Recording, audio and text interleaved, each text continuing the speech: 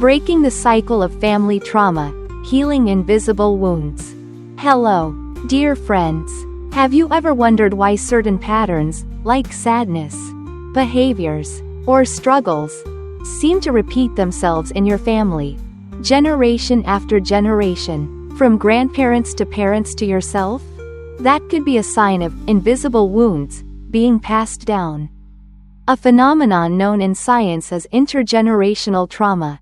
It may sound complex, but don't worry, today, we're going to explore this in a warm, down-to-earth way. In this conversation, we'll take a close look at how such trauma gets inherited, not just through parenting styles, but also through learned behaviors, social environments, and even genetics. More importantly, we'll explore practical ways to recognize, face, and gradually break this cycle, paving the way for healing, both for ourselves and for future generations.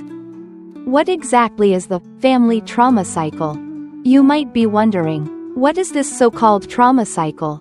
It may sound unfamiliar, but here's a simple explanation. When someone experiences emotional or psychological pain in the past, they might, consciously or unconsciously, replay those painful experiences in how they treat their children or those they care for. This is known as intergenerational trauma, which means pain that gets passed down from one generation to the next. But how does this pain get inherited? It can sneak in through everyday interactions between parents and children. For example, if a parent is constantly anxious or overly controlling due to their own fears, the child might grow up with similar insecurities and self-doubt. Children often imitate the behaviors they see at home, even harmful ones, because those behaviors become normal to them. In fact, some research suggests that genetic factors might also play a role in increasing vulnerability to trauma. A sad reality is that, according to the U.S. Centers for Disease Control and Prevention, CDC, many children experience abuse or neglect, two leading causes of deep psychological trauma. And children raised in such environments are at high risk of repeating those patterns with their own children. As family therapist Sabah Haruni Luri aptly put it, "Hurt people hurt people." This powerful quote captures the painful essence of the trauma cycle. How can trauma be inherited across generations? It sounds almost unbelievable, doesn't it? How can pain be passed from one person to another? Let's explore the deeper reasons behind this. One major way is through direct continuation. Unhealed psychological wounds shape how we see the world, how we interact with others, and crucially, how we parent. When parents carry emotional scars from their own childhood, they may unintentionally pass those scars on. Some parents have never known what a warm, healthy parent-child relationship looks like, so they don't know how to create one for their kids. They might repeat the harsh discipline, hurtful words, or emotional neglect they themselves endured. As Luri explains, a past filled with abuse can resurface any time something triggers old pain, especially if the person hasn't worked to confront and heal from it. However, it's very important to remember that not everyone who experiences trauma becomes someone who causes it.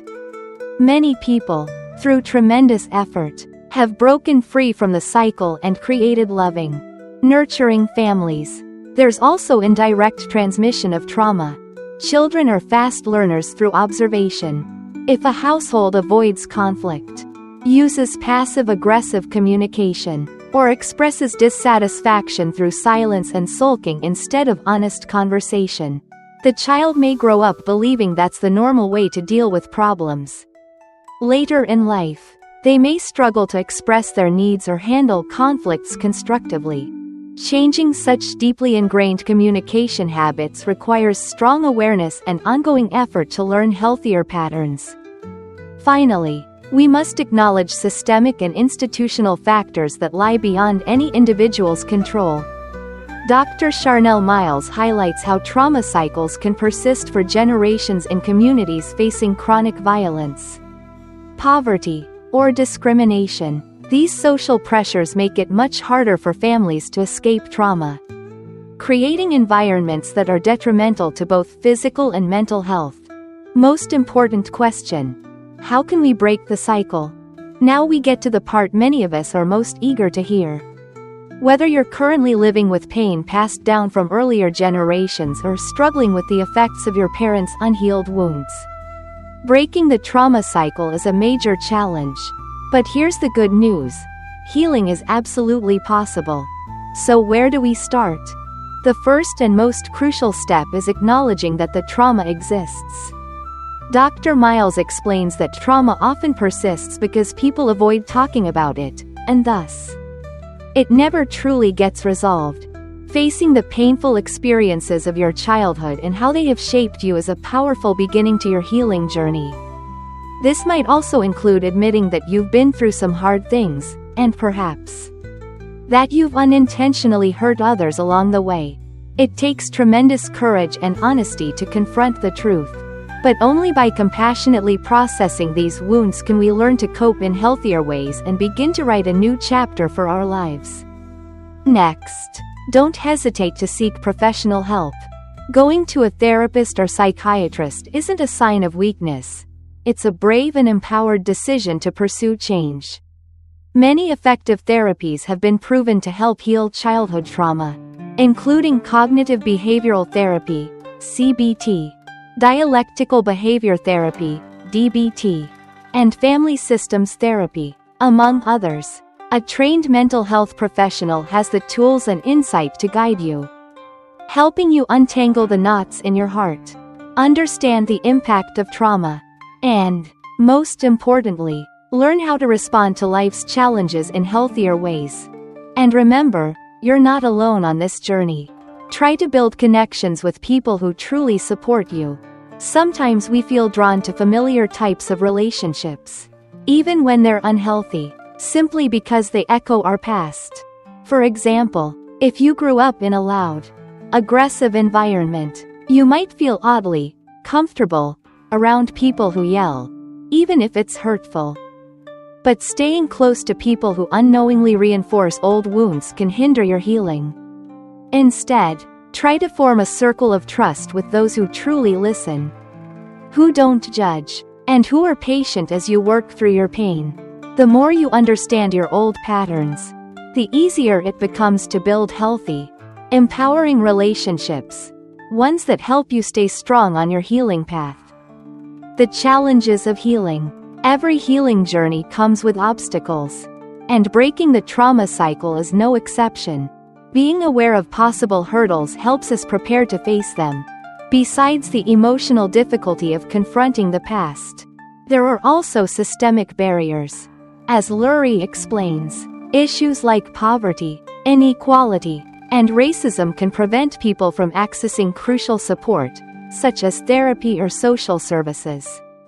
The pressures of simply surviving day-to-day life can be so overwhelming that people have no space, time, or mental energy to process their trauma. This makes it especially hard for some communities to break free from trauma cycles. But acknowledging these obstacles allows us to fight for more support, more awareness, and greater compassion. Final thoughts. So there we have it. We've explored the cycle of family trauma. A topic that might feel heavy but is absolutely vital to understand. This knowledge isn't meant to blame anyone or dwell on the past.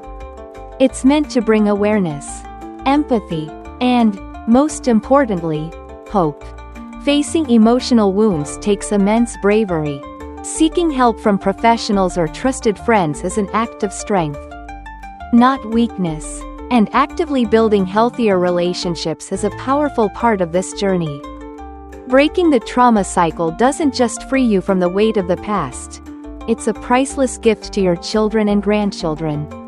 You're giving them a better starting point, a future less haunted by unnecessary pain. Thank you so much for spending this time with me.